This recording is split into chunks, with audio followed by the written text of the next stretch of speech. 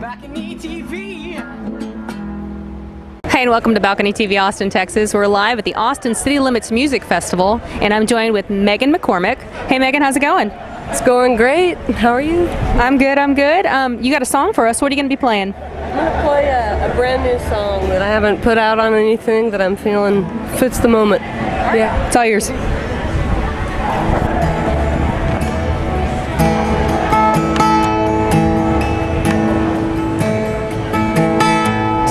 As I am,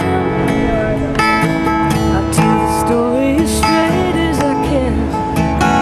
Every part of me I can't undo.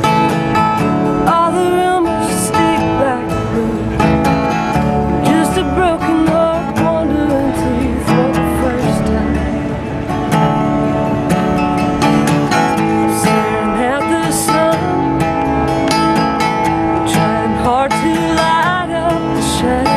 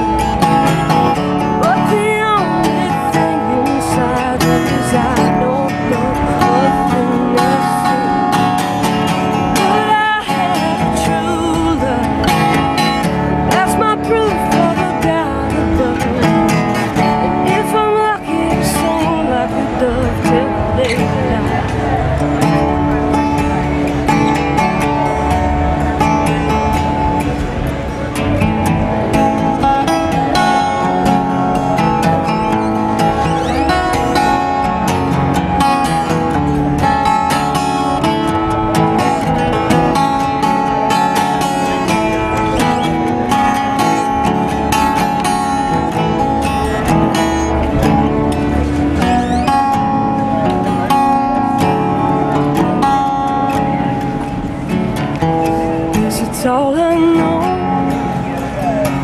I start a fire and watch it. All the answers in the stars and the moon. Nothing I ever heard was true. And some days life is gonna leave me blue.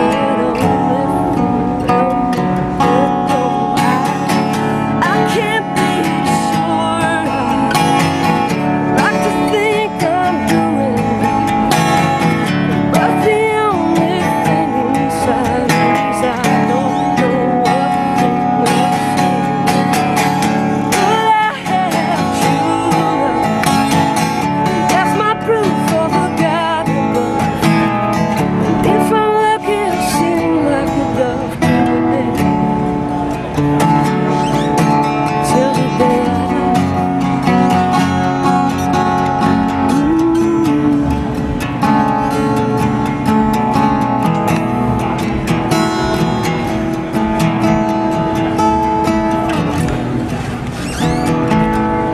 As I am,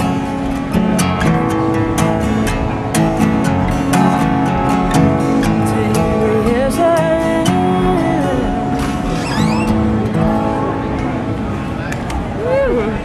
am. Beautiful, soulful tune from Megan McCormick.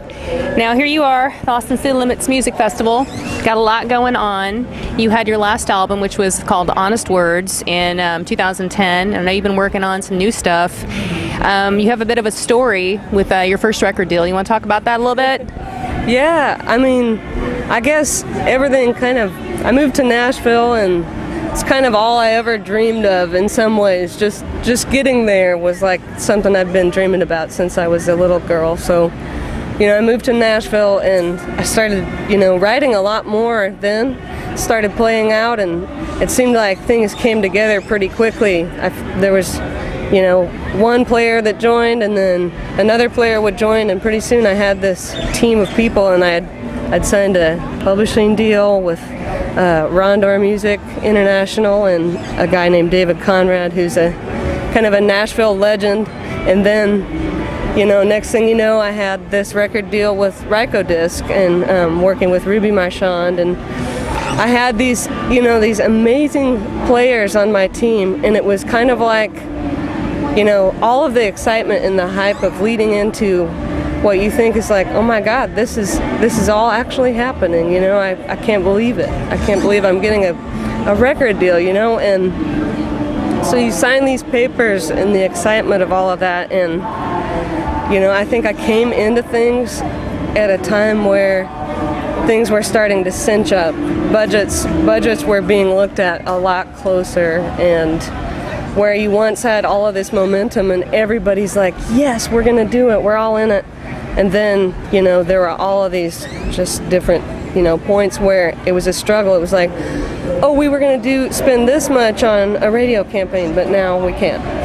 So we're gonna do this instead. Or, here's this much for, I don't wanna blame anybody, because I think, it's just, that was my draw this time around. But the thing that really, after touring a couple of years, like touring the Honest Words album and being out there with it, got to open for a bunch of really amazing people. It did open like all of these great connections to play with, Amos Lee, and open for Elvis Costello, and, people I just felt so ecstatic and overwhelmed about things, and it seemed like everything was heading in just such a great direction. And then, when I was ready to artistically, you write in cycles, and it's time for the next thing. You're moving on. I was ready to start a new project and presented a wealth of material, to go through, and basically said,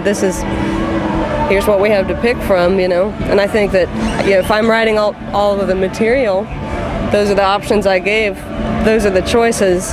I don't really feel like I'm the kind of artist that could fit well in an environment where, the artistic decisions were potentially going to be, made for me, or at least altered against my will, is what I felt like. And that's maybe a dramatic way to put it, but I mean, it's close to home, it's your creation, it's my greatest passion. So when those discussions started to, it was like we weren't agreeing on material. Some people wanted me to go in this direction. That's not where I was, so I didn't really know how to change that. So, I was like, okay, it doesn't sound like we're a good fit anymore, like we were, Good for you for standing up for yourself. You have to stand up for yourself in your music. It's your music. Yeah, and I mean, I just feel like music's this abstract art form, and you can't really tell. When do you ever hear about, someone walking into a painter's studio and saying, listen, here's the direction I think you should take on this painting? It's like that would be unheard of. So I agree. I felt that way. So it was a long road to be able to get out of that. So you signed the deals in excitement. It was a long way out. Then when that record deal ended, my publishing deal, there's one of these dark spots in a contract that you think you would never have to face. And I signed it. I signed myself up for it, and there was, this hidden grace period that was longer than you want to know, where they didn't have to pay me anymore, and didn't, and that they would own everything that I was writing still. So was that like the fine print?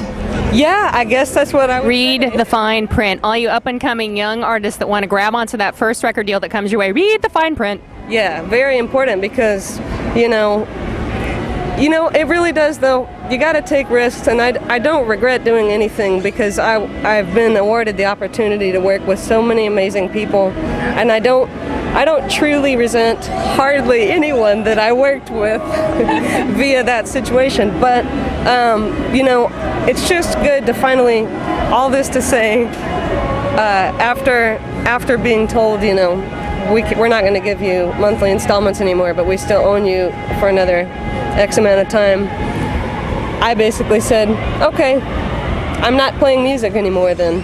I'm not going to do that now, and that was like a really tough decision for me to make, and once again, maybe a very extreme one, but I chose to take some time away. I moved away from Nashville, I moved to Atlanta, and I've been just kind of existing in a totally different world and just waiting for freedom. But it's here now. I'm back to being an independent artist, and it's a good feeling to know that I have the opportunity to make some decisions for myself now. Well, good for you, girl. And where can people find your music online?